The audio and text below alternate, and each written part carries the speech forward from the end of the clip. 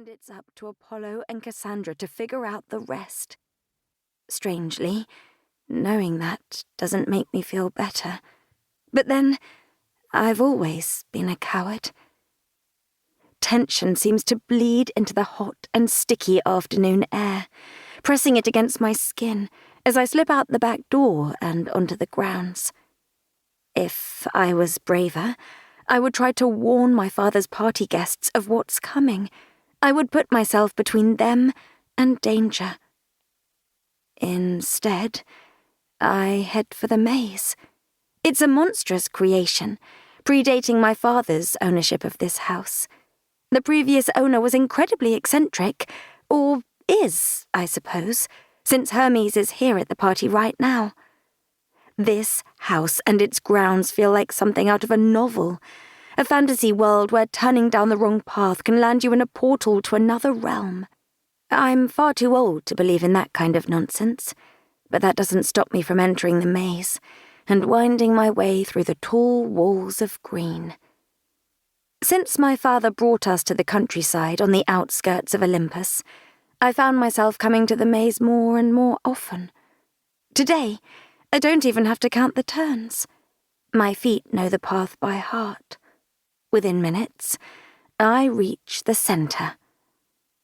No one else in my family bothers to come here. My father didn't even notice that I'd absconded with several of the lawn chairs and gone so far as to plant flowers. I doubt I'll be around next year to see them bloom, but gardening calms me all the same. Claiming this space has been the tiniest of rebellions, nothing compared to what I did at the party itself, but I can't help the thrill that goes through me as I sink into my chair. This is as close to private as someone like me can manage. Well, except for... I hear him well before he finds me.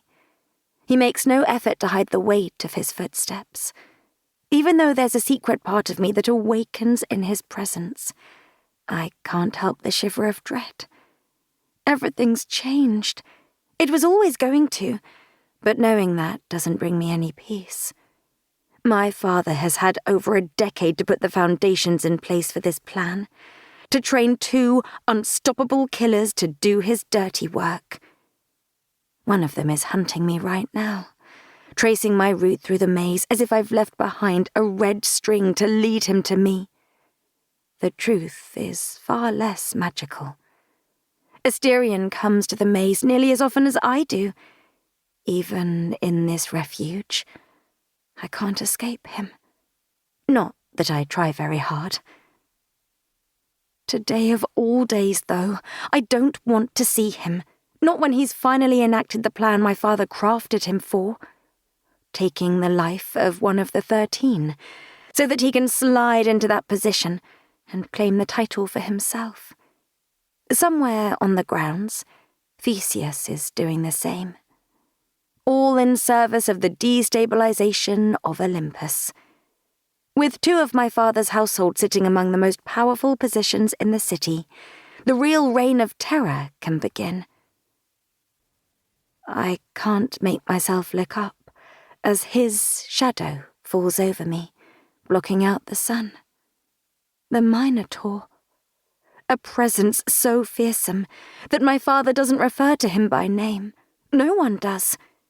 According to most who have cause to brush against him, he's more monster than man. He's always been Asterion to me. At least, until today. I might be a coward, but I can't sit here and ignore the truth indefinitely.